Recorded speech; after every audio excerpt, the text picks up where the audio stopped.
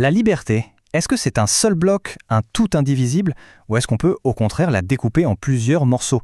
C'est une question assez fondamentale et c'est justement ce qu'explore un article de Stéphane Gers qu'on va décortiquer aujourd'hui.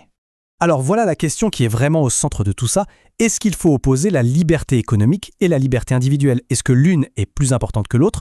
Ou est-ce qu'en fait ce n'est pas du tout le bon débat? C'est un peu le casse-tête qu'on va essayer de démêler.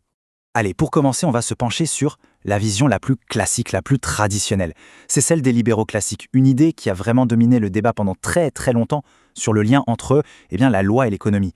Alors, pour ces penseurs, les choses sont assez simples. L'ordre est clair. D'abord, il faut un cadre juridique solide, des droits civils qui sont garantis pour tout le monde, et c'est seulement après, une fois que tout ça est en place, que la liberté économique et le marché peuvent vraiment se développer. Autrement dit, la loi, c'est la base de tout, la condition indispensable. Donc, si on résume, on a une séquence logique hyper claire. D'abord le droit, qui met en place les règles du jeu, et ensuite le marché, qui peut fonctionner en toute sécurité à l'intérieur de ce cadre. C'est vraiment cette idée-là qui a été la norme pendant des années. Mais voilà, l'auteur de l'article, lui, nous propose de tout retourner, de voir les choses sous un angle complètement différent. Et si en fait, la source de la liberté, elle n'était pas là où on pense. Et pour bien comprendre ce retournement de situation, il faut absolument partir de cette citation de Frédéric Bastiat. C'est vraiment la pierre angulaire de tout son raisonnement. L'idée, c'est que la concurrence, ce n'est pas une conséquence de la liberté, c'est la liberté elle-même. Et cette idée, l'auteur va la tirer jusqu'au bout, mais vraiment jusqu'à sa conclusion la plus radicale. Alors, à partir de là, le raisonnement se déroule, étape par étape. C'est simple. Si la liberté, c'est la concurrence, alors cette concurrence, elle doit s'appliquer à tout, sans aucune exception. Et ça inclut même les fonctions de l'État. Et là, la conclusion logique, c'est que le marché n'est plus juste une conséquence de la liberté, non, il en est la cause, l'origine. Et c'est là qu'on arrive au point le plus radical de toute cette logique. Ça veut dire que même les fonctions qu'on considère comme le cœur de l'État, la police, la justice, la défense, la monnaie, tout ça devrait être fourni par des entreprises privées, en concurrence les unes avec les autres sur un marché totalement libre.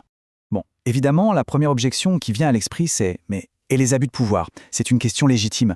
Sauf que l'auteur y retourne complètement l'argument. Pour lui, le vrai danger, ce n'est pas le privé, c'est le monopole de l'État. Pourquoi? Parce que dans un marché où il y a de la concurrence, si un fournisseur abuse de sa position, il perd ses clients, tout simplement. C'est un choix qu'on n'a pas face à l'État. On arrive maintenant au moment où l'auteur fait la synthèse de tout ça.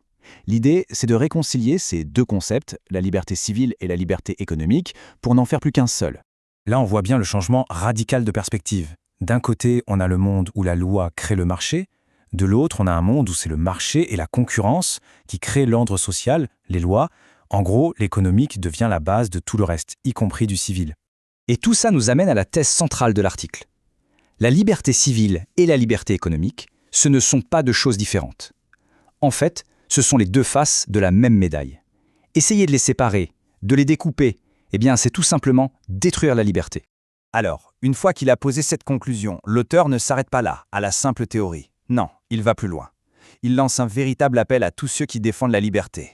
Et cette image, elle résume plutôt bien l'esprit de cet appel. C'est une vision audacieuse, clairement tournée vers l'avenir. L'idée, ce n'est plus de faire des petites réformes par-ci, par-là. Non, il s'agit de repenser complètement les fondations de notre société. On sent qu'il y a une vraie frustration derrière les mots de l'auteur. Pour lui, ça fait des décennies qu'on fait des compromis et ça n'a mené à rien. Son appel est donc très clair, il faut arrêter de se découper et se perdre en compromis, comme il le dit. Il est temps, selon lui, de revendiquer une liberté totale et entière.